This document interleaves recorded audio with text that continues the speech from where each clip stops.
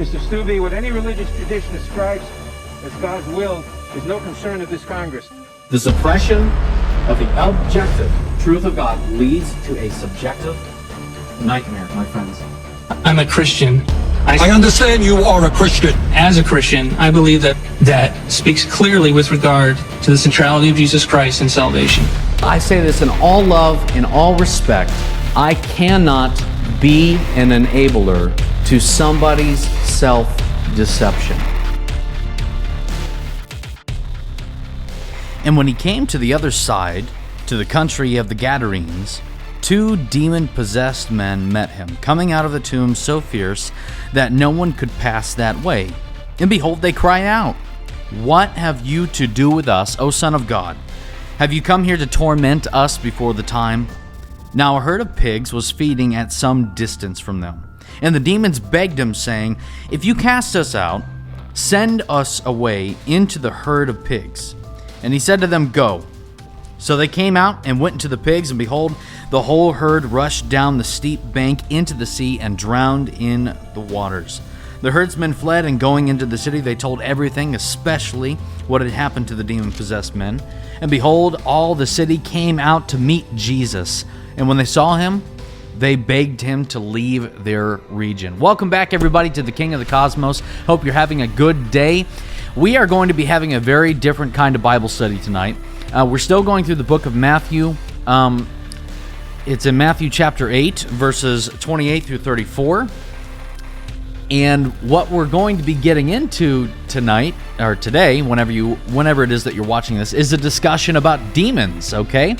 Now, when it's very funny. It is very funny to me. It's very funny to a lot of people, in fact, that Christianity is a very supernatural religion, okay? Can we at least, if you're a Christian, can we agree on that? God created the heavens and the earth, the universe in 6 days. That's pretty supernatural. The whole reality of the incarnation of God himself becoming a man, that is supernatural. Everything about our faith is supernatural.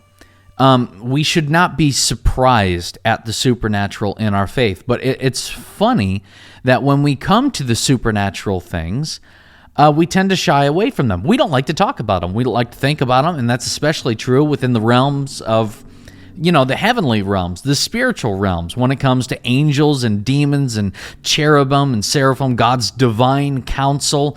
All of this stuff is going on all around us all the time.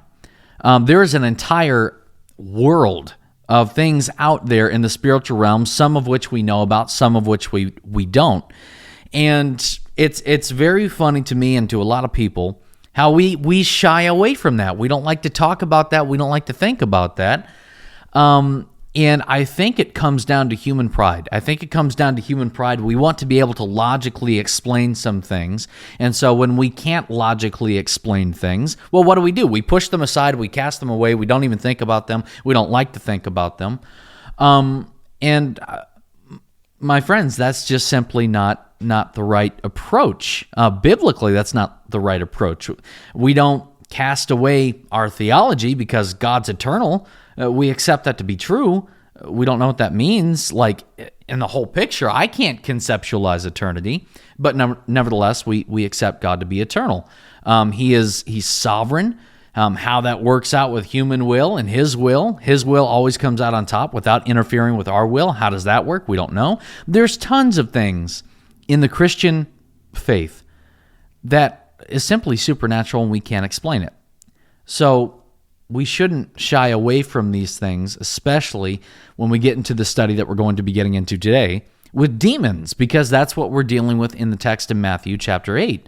Jesus comes across the Sea of Galilee into the region of the Gadarenes, okay, and he finds 2 possessed men.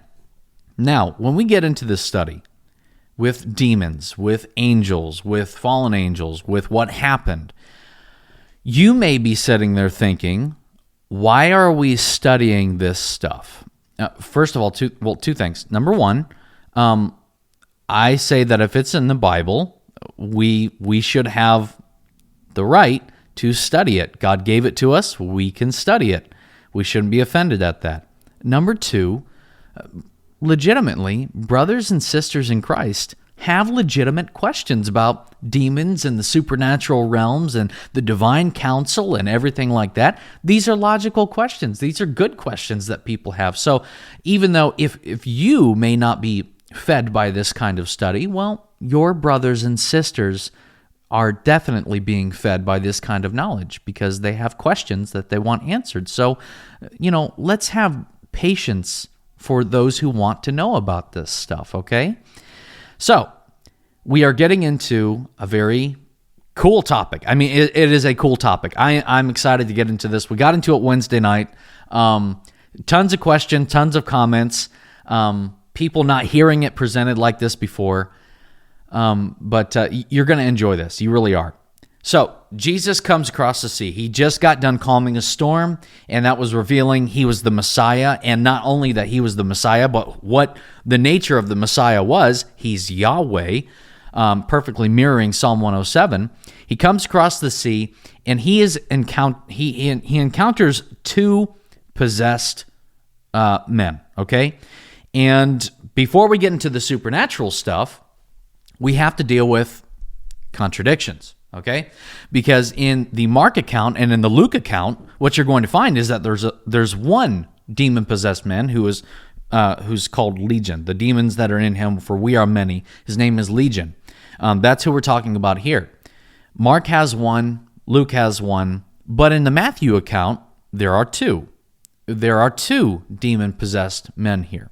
And so what human beings would like to do is say, there's proof that the Bible is contradicting itself, and look, we don't have to obey it, we don't have to listen to it, it's just a book of fables, there's a contradiction.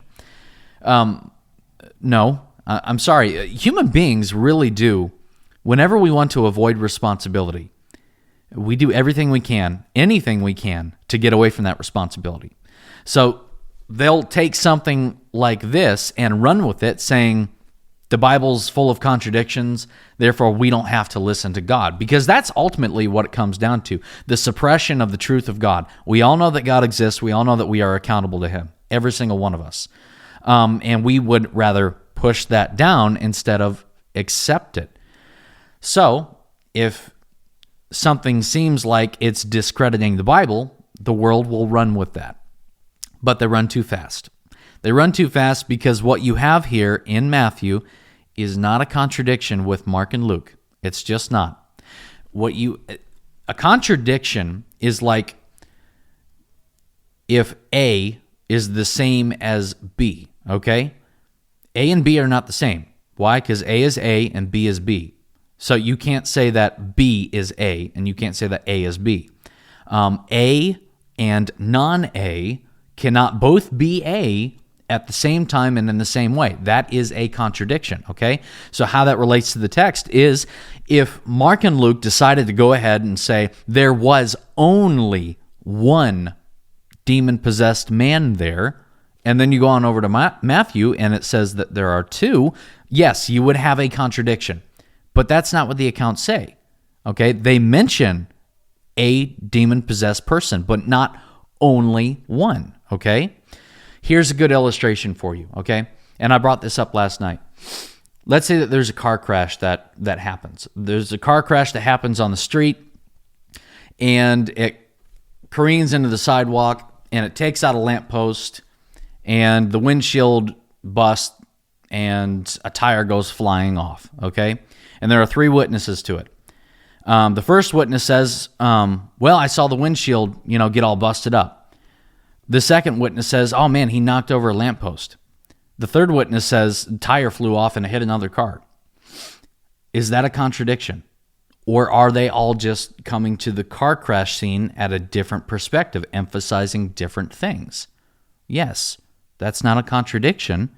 That's them explaining things differently from their own perspectives, okay? And that's what Matthew's doing here. Matthew's very articulate in some details. I would say definitely more articulate than Mark is. Mark's very general, quick, fast, immediate kind of things. Matthew's more detailed, okay? So, we have to remember that when we look at this text, there is no contradiction, and there's no real excuse that you're going to be able to use before the throne of God to say, oh, look, you contradicted yourself, therefore you're not real. That's not going to work. It's just not going to work. So, now that I said that, we can get on to the supernatural stuff. If you look in the New Testament, okay? If you look in the New Testament, let's back up to the Old Testament.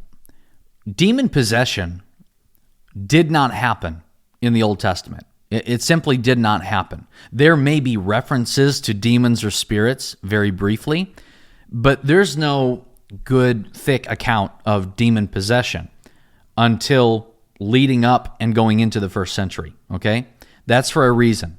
That is for a reason. God designed that to happen for a reason, because it was all to prove that Jesus was the Messiah.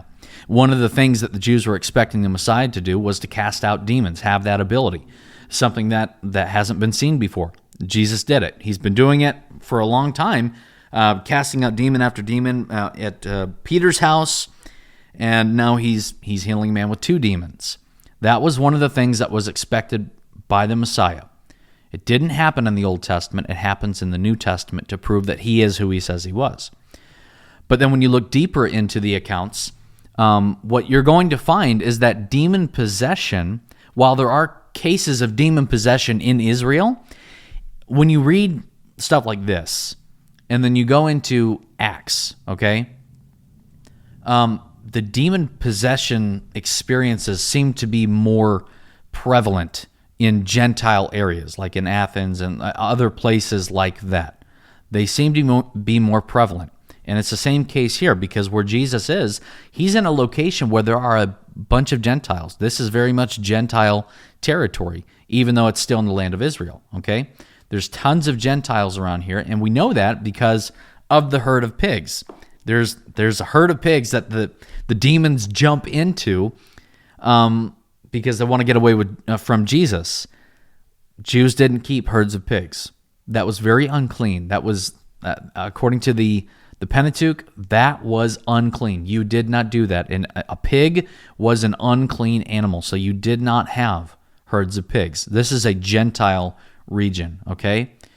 But why you see more demon activity, I believe, in Gentile areas or amongst more Gentile people is because of what happened at the Tower of Babel, okay? In Deuteronomy chapter 32, and I'm going to pull you up on my screen here so that you can see this, you can follow along and everything like that.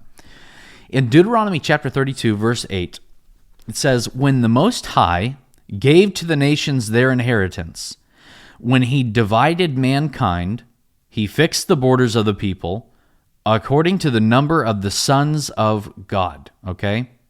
So, what's going on here in this text, okay? When the Most High gave the nations their inheritance, and then he describes when this happens. When he divided mankind, he fixed the borders of the people. When did that happen? That was at the Tower of Babel, Genesis 11. That is when God divided up all of the nations, and he disinherited them. He disinherited them, but of course, God is still in control. He's still sovereign over all creation. So instead of God directly ruling over these nations, he gave allotments to those in his divine council, the sons of God. He fixed the borders of the people according to the number of the sons of God. And these sons of God, when you look in the Old Testament, it's always talking about divine beings, angelic beings. We know this from Job. In Job chapter 1, when the sons of God, the divine council, gathered together, what did they do? They had a meeting, and Satan came in and everything like that. But it was the sons of God. So when God disinherited the nations, he put his own divine creatures that he created. We like to call them all angels, but they're not all angels. Angels are messengers. There's cherubim and seraphim and a whole host of different beings that God created that we simply don't even know exist. So he put these sons of the Most High, sons of God, over these nations, but these sons of God were still supposed to be under the authority of Yahweh. They were still to report to him and deal in the same way that Yahweh deals. He disinherited the nations, but he kept his people. Abraham, all the people that come from Abraham, that is his people. It says that in verse 9, when he disinherited the nations, but the Lord's portion is his people, Jacob, his allotted heritage. And it goes on to talk about where he found them and everything. When he disinherited the nations, God still kept his people, though. That was his inheritance. But something happened along the way. These sons of God, the divine beings, disobeyed God.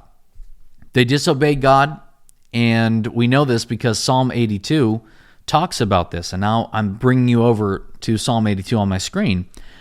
God has taken his place in the divine council. Okay, so right away, we know what the setting is. The setting is in the divine council. It's in the heavenly courts. Same thing as in Job chapter 1. God has his own council that he allows them to put in their input and everything like that. We actually see this in, 1 Kings 22, when a bunch of the spirits and the sons of God are giving God ideas on what we could do. We could send a lying spirit to the king so that he'll believe a false prophecy and everything like that. We remember that. And that's the setting here. God is in his divine council, okay? In the midst of the gods, he holds judgment. Now, as soon as we see the word gods, we like to freak out and say, but there's no other gods. We have to remember that the term Elohim, okay? The term Elohim that's used here doesn't mean a particular being who has certain amount of attributes and all power like Yahweh has. He's an alternative God like Yahweh. The term God means spiritual being in Jewish thought. That's what it means. Unfortunately, when we see English words, we like to put a bunch of attributes and things on. We like to define it ourselves. But the Hebrew term Elohim doesn't mean that. It means spiritual being. That's who these divine beings are, the sons of God. They are just spiritual beings. So God has taken his place in the divine council. In the midst of the gods, he holds judgment. And he says in verse 2, how long will you judge unjustly and show partiality to the wicked? Give justice to the weak and to the fatherless. Maintain the right of the afflicted and the destitute. Rescue the weak and the needy. Deliver them from the hand of the wicked. They have neither knowledge nor understanding. They walk about in darkness. All the foundations of the earth are shaken. So right now, these gods, these same divine beings, sons of God that God placed over the other nations to report back to him and to deal in justice and righteousness, all of a sudden they ain't doing it. We've heard this kind of thing before. God's creatures rebel against him, not just with human beings, but with angelic creatures as well. They rebelled against him, and God is rendering judgment right now. And the judgment is this in verse 6. I said, you are gods, sons of the Most High, all of you. Nevertheless, here's the judgment. You, like men, you shall die. That is the judgment. Meaning they're not men. They're angelic beings. They're divine beings. They're spiritual beings. But their punishment is that you're going to die. You're going to die just like mankind dies and fall like any prince. Final conclusion right here in verse 8. Arise, O God, judge the earth, for you shall inherit all the nations. Okay? Notice this bottom phrase, for you shall inherit all the nations, okay? God disinherited the nations at Babel. We learn that from Deuteronomy 32, okay? And the whole point in bringing the Messiah about, okay, is to redeem mankind and bring all the nations back under the control of Yahweh. He is the one that will be in control of all. He is sovereign. He's already sovereign over them, but they have been disinherited.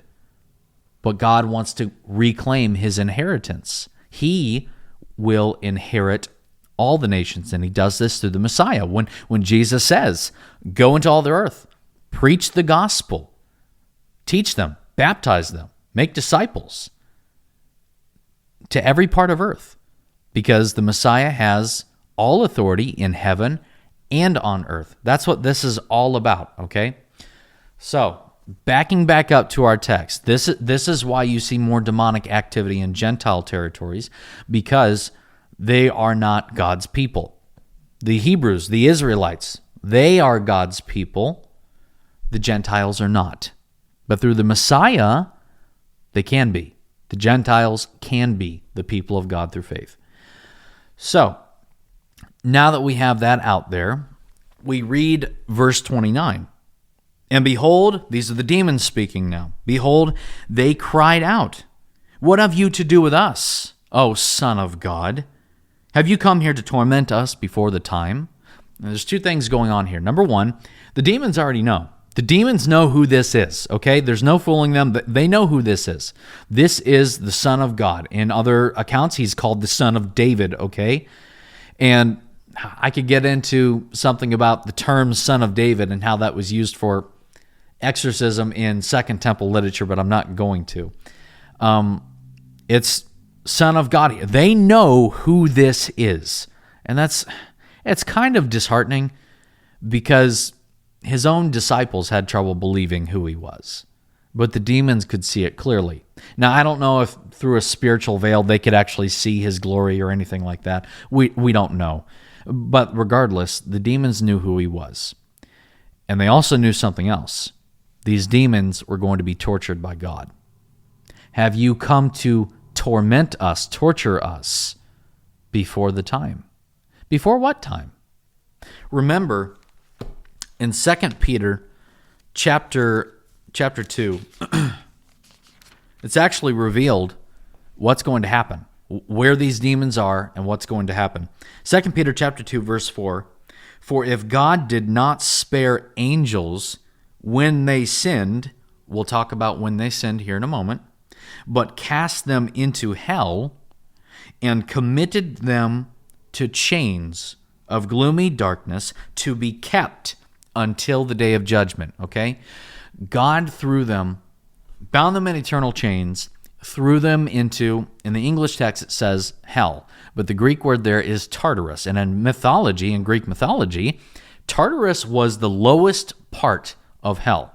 It was reserved for the lowest of the low. It's the furthest that you could get from heaven. It is the coldest, darkest, blackest place that you could be. It's the worst. And that's where these angels are. But they're not being punished yet. They're more or less in prison.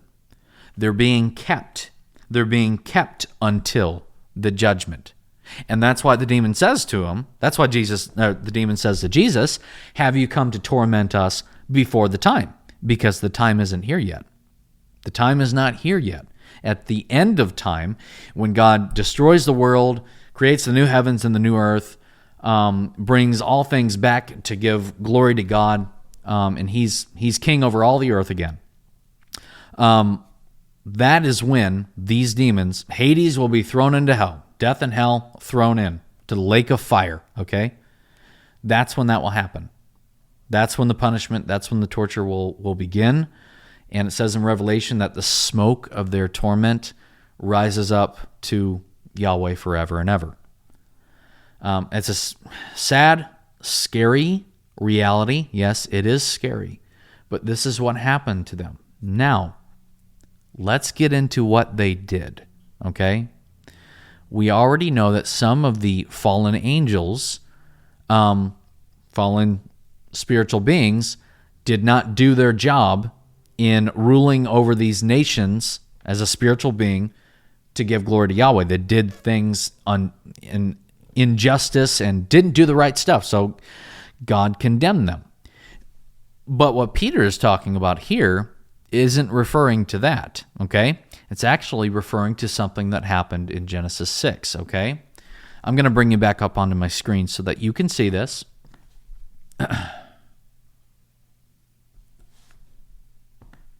Hold on. Okay. So this is what happened. When man began to multiply on the face of the land, the daughters were born to them, the sons of God. And remember, when we look in the Old Testament, the sons of God means angelic beings. The sons of God saw that the daughters of man were attractive, and they took as their wives any they chose. Then the Lord said, My spirit shall not abide in man forever, for he is flesh. His days shall be 120 years. Verse 4, the Nephilim were on the earth, or giants. That's the race of giants. The giants were on the earth in those days, and also afterward. How? When the sons of God came into the daughters of man, and they bore children of them. These were the mighty men who were of old, the men of renown. Okay. So that's who we're dealing with right here. These sons of God, they wanted to apparently experience the pleasures of the flesh that they did not have in their spiritual bodies, because they did have bodies, but they were spiritual bodies, but apparently they didn't have the ability to, feel these kind of passions and desires that human beings got to. So they went ahead and they went into the daughters of men. It says in Matthew chapter 19 that Jesus said, in heaven, we're going to be we're not going to be angels, but we're going to be like the angels who are neither given in marriage. We don't marry. We're not given in marriage. There's no husband and wife, because that part is all done and over with. The whole reproductive stuff is all done and over with. It doesn't mean that that's what the angels are supposed to do. It doesn't mean that that's what they did. Proof is in the pudding of Genesis 6, okay? That's what happened. The sons of God came here, and they took wives, and they had children, and they were a hybrid race called the giants. Now, if this is your first time hearing something like this, you're not alone, okay? You're not alone. There's a lot of research on this. There's a lot of studies done on this. For the vast majority of Jewish history, if you were to ask an ancient Jew, hey, what does Genesis 6 mean? They'd actually tell you this very thing. They'd tell you that, it was when the angels came and mated with the daughters of men, and they begot a hybrid race. That's what the ancient Jew would tell you that. The first century Christians would also tell you that. The early church would tell you that. In fact, a lot of church history would tell you that. It's not until the 1200s that the idea came around that the sons of God were just men. That's actually a very new idea when it comes to the history of biblical thought, okay? That's a very new idea.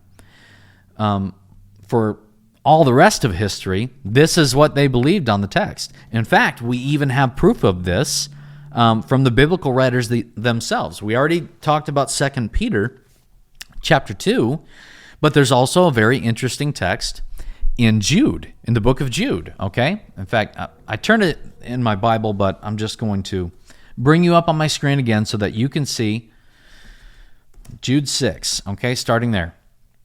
And the angels who did not stay within their own position of authority, but left their proper dwelling, he has kept in eternal chains under gloomy darkness until the judgment of the great day. There's that thing again. Have you come to torture us before the time? Now, Jude will get into describing what they did by comparing it with Sodom and Gomorrah. Verse 7. Just as Sodom and Gomorrah, so just as Sodom and Gomorrah and the surrounding cities, which likewise indulged in the sexual immorality and pursued unnatural desire, okay? You see right here, there's a textual variant. I hope that's showing up for you. It says different flesh or strange flesh in some translations. They serve as an example of by undergoing a punishment of eternal fire. So there's a connection between the angels that sin who are kept in eternal darkness, and there's a connection between them and the angels. I can't talk today. The angels that sinned and Sodom and Gomorrah, just as, likewise, are the words that Jude uses. And what is that to symbolize? They went after strange flesh. They went after unnatural desire. Angels, spiritual beings, are not supposed to be with human beings. It was a hybridization, and that created the race of giants, okay? That's where demons come from. They got caught, obviously, because nothing goes without, nothing goes outside the attention of Yahweh. Nothing does. He's sovereign. I don't know why they thought they could get away with it. Being in heaven, knowing exactly who God is, I don't understand the thought process of how you thought you could get away with it, or if it's just to make things harder on God. I don't know. But that's what they did, nevertheless. This is what they did. A lot of people have questions on demons. This is where they came from. This is what happened. This is confirmed by what the ancient Jews read and what they wrote. If you ever get into Second Temple literature and you read the kinds of things that they have, their interpretations of all this stuff, what they would have thought of, this is what they would have told you. So that's where demons come from. That's where demons come from. Now, when we get to verses 30 and 32, and back in Matthew, turn your Bible, Nathan. Back in Matthew chapter 8, verse 30. Now a herd of pigs was feeding at some distance from them. And the demons begged him, saying, "If you cast us out, send us away into the herd of pigs." Okay, why? Why did they ask that? Because in Jewish thought, okay, it was actually a curse not to have a body. Okay, it was a bad thing. You did not want to have a body. Even the spiritual beings, they have a body. They're not just a protoplasmic floating thing of gloop just up there. No, God creates bodies for souls to inhabit, okay? And these spiritual beings had bodies too until they were punished and they were cast out of them into the abyss. That's where they went. So when God, let them go roam around the earth so that God, when he came here, the Messiah could cast them out, they wanted to get back in a body. So they possessed people. They wanted to have a body again. That's why so many crammed into one or two men, okay? And that's why they ask, don't throw us back into the abyss, okay? In fact, it's not even this account that says throw us back into the abyss. I believe that's Mark or Luke that says that. Please send us into the herd of pigs. So in verse 32, and he said, "Go." Jesus said, "Go." So they came out and went to the pigs, and behold, the whole herd rushed down the steep bank into the sea and drowned into the waters. So they wanted so badly to get away and to keep some sort of a body that they went into the herd of pigs and drove them down the slope and drowned themselves anyways. Yeah. Epic fail. Face palm, everything like that. This brings the concept of demon possession brings up an interesting question. Can Christians be possessed today by demons? Okay? Lots of people have that kind of question. And I'm going to tell you no, for two reasons. Two reasons, okay? Here's two reasons why that can't happen. Number one, the whole point of God letting demons possess people, letting them loose on the world, was so that the Messiah could be proved to be the Messiah when he cast them out, and the apostles, that their message was authentic, okay? The apostles proclaimed the resurrection of Jesus. How do you know that's true? They did miracles, like casting out demons. After that time was over, after the first century was done, the message was confirmed by miracles, the canon was complete, there was no more need for God to let demons roam around and possess people because the Messiah is no longer here and the apostles are no longer here. So that's reason number one why no, people can't be possessed today in the same way. I do believe that demons are still very much active, okay? Let's make sure we get that understood. I believe that our country is under a lot of demonic influence today. I mean, just look at the media. But they can't possess people. That's what I believe on the subject. Now, reason number two for why Christians can't be possessed is because what happened when we were put into Christ? We received the Holy Spirit of God. The Holy Spirit of God is not going to let a demon overpower him. That's not going to happen. He's sovereign. He's God. it's just not going to happen. It's not even a possibility. So that's reason number 2. Okay. So finishing up verses 33, 34, the herds fled, and going into the city, they told everything, especially what had happened to the demon-possessed men. And behold, all the cities came out to meet Jesus, and when they saw him, they begged him to leave their region. Why did they want him to leave? Remember, these are a bunch of Gentiles. They are used to only hearing about their pagan god's power, not actually used to seeing their power, okay? So they're not used to seeing displays of actual power. It scares them, okay? Jesus had actual power, unlike their fake gods. So they wanted him out. It scared them. More than that, oh yeah, they basically blamed Jesus for killing their pigs, okay? And they were probably scared that he was going to do it again. So they wanted him out of the region. That's why. Okay, so, excuse me. If you have questions on this, and you might have questions on this,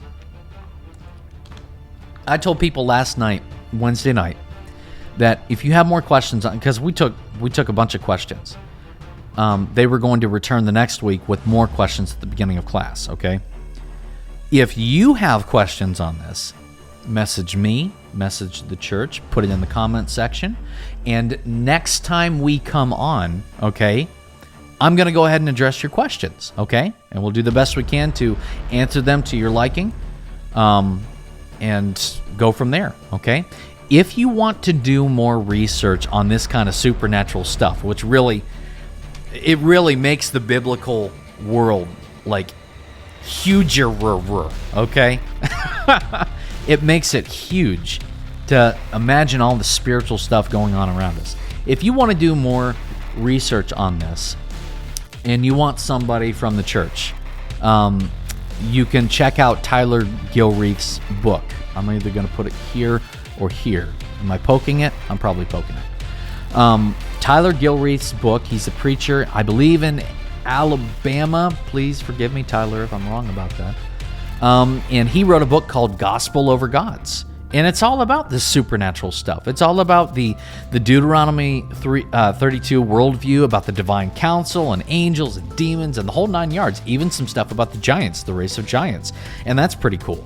So if you want to check that out, I'm sure you'll be blessed by it. Anyways, okay. So that is it for the study today. Next time, we're going into one of my favorite chapters in Matthew, just proving that he is God, Matthew chapter 9. When he heals a paralytic, okay? That's going to be fun. So, okay, take care. Have a good day. Love you all. And we'll see you next time, okay?